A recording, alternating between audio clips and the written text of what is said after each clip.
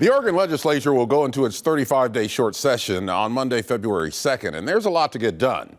From trying to save hundreds of jobs and dozens of road projects at ODOT to budget and immigration challenges posed by the Trump administration to the impact of federal tax cuts on the state's bottom line to threats to public lands. Democrats hold supermajorities in both houses. The Dems have 18 of the 30 Senate seats and 37 of the 60 seats in the House. But Republicans can block legislation by not showing up and denying quorum, which is a tactic that's been used by both parties over the years. Here to talk about the upcoming session, we've got House Majority Leader Ben Bowman, Democrat from Tigard, and House Minority Leader Lucetta Elmer, Republican out of McMinnville. Welcome back to Eye on Northwest Politics. Thanks for having us. Thank you. Well, let's talk the transportation bill right off the bat. That's been the big news over the past week. The governor has asked that the $4.3 billion transportation bill be repealed as the no tax referendum appears headed to the voters in November. Now, as I just mentioned, Democratic legislative leadership is considering moving the measure up to the May ballot. Why? So here's the situation we're facing in transportation in Oregon right now. As of today, there's a $250 million budget hole at the Oregon Department of Transportation. There have been hundreds of employees who have already left and hundreds more anticipated to be laid off. The legislature passed in a special session a short-term stabilization package intended to prevent those layoffs and preserve the road maintenance that you mentioned at the outset. That package is now frozen because of this referendum. None of the revenue is being collected. The package cannot work in its current form because the revenue is not being collected, but all of the requirements for us to spend are being maintained. I think the best thing we can do is give the voters their say as soon as possible so that we can come back in 2027 with a comprehensive solution, bipartisan, that we will work together on. But if we wait till November, we'll have to develop the package over Christmas break and then show up in the legislature at the end of January without any meaningful opportunity for the public to engage and to work with the stakeholders that will need to be part of this proposal. So I think the best solution is to move it to May, do it quickly, and give the voters their say. Representative Elmer, do you agree with that? Well, I'm going to start with what I agree with. Great.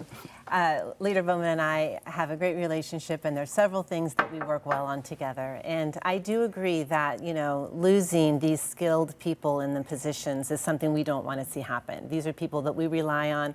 They have the knowledge that it takes to make sure that ODOT is running correctly. So that I agree with. And I agree there is a budget deficit. We are looking at that. But I think some of the other things that I would want to point out is that, we had 250,000 signatures that were collected because Oregonians truly want their voice heard.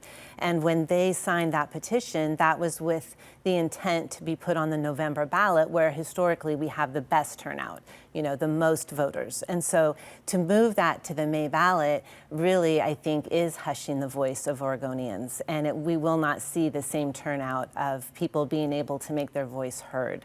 I think that we can resolve the budget issue without having to have it go to the ballot first. Those are two things that need to happen and will happen, but I don't think we need to have the ballot happen before we can resolve the issue.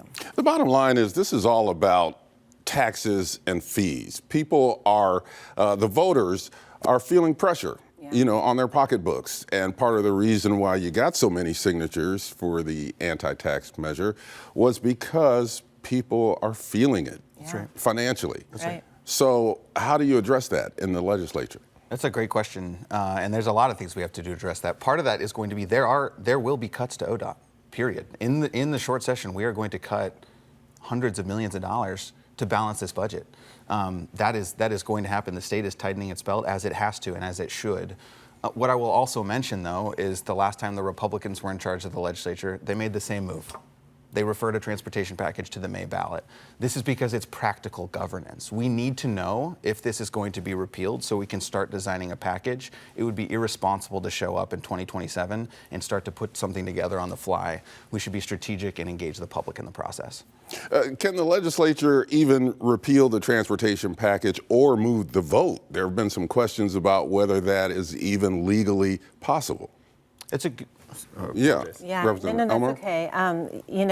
Constitutionally speaking, the vote should be on the November ballot. So it will take an act of legislation to move that up to May.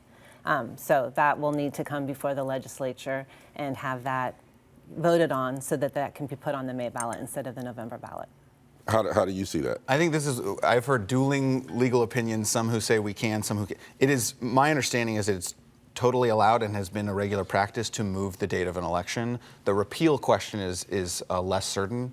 Or frankly, could you repeal but still trigger the election? I don't know the answer to that. I think the cleanest and easiest thing is let's let the voters have their say, and let's let them have their say as soon as possible. I mean, I think that makes sense because I don't know why you'd want to repeal it if we were brought into special session to pass it. I mean, the repeal would be because if the ballot measure is going to fail, we need to start planning for a solution that will work. Right, and we are in those talks, and we are working on a solution.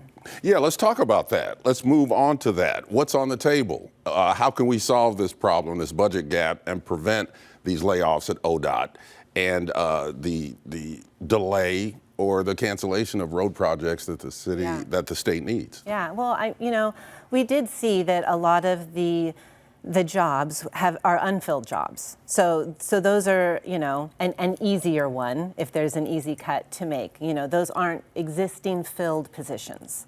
However, the budget is reflecting as if they were. So that's an easy one to take out that's not actually laying off a human. We have seen an uptick in ICE activity around the state, especially in our agricultural areas. Will this be addressed in the legislature? I certainly hope so. We're seeing more than just increased enforcement. We are seeing some really crazy things in this country right now. I just read an article about a 5-year-old boy being detained by ICE. This morning I read an article in the Oregonian about a 7-year-old whose parents were taking her for emergency treatment to a hospital where they swiped up the parents there. This is alarming to me. And frankly, it is concerning about what the future holds. I just read that this woman from Oregon applied and got hired by ICE after a 6-minute interview, no background check, and an incomplete application. And now people are getting $50,000 bonuses to deploy these folks across the country, including in Oregon. So the options we have in this state are somewhat limited, but I think they are meaningful. We can protect the privacy of all Oregonians, including those folks. We can have schools and universities notify families when there is ICE activity. We can prevent state dollars and state contracts from going towards contractors who are participating in this madness. And there's a host of other proposals that we'll be looking at too. This is an important issue to a lot of Oregonians right now. Representative Elmer, I want you to weigh in on this before we have to go. Yeah, this is something that I have weighed into heavily. It's a huge topic in my district, as I'm sure throughout Oregon. I'm actually looking at convening a roundtable next week with all sides. And so, yes, there's empathy there, and there's fear that's running rampant throughout our state. And that is something that I have no interest in continuing. I want to help bring that fear level down. And so I very much want to hear all sides. I want to understand it. I think, honestly, the sanctuary state status is something that makes it harder for us. When we can't have law enforcement working together and make a clean come in, get the worst of the worst, and get out, it makes it harder for safety to happen in our streets, as we're seeing in the news right now. So I want to continue these conversations. I want our citizens to feel safe. And I do want law enforcement to be able to do their job. Representatives Bowman, Elmer, we're out of time. We could talk about many more topics, but thank you for being here and good luck during the session. Yes, and happy birthday. Thank you very much. Happy birthday, Representative Thanks Bowman. for the opportunity, Ken. All right. Thank you. We'll be right back.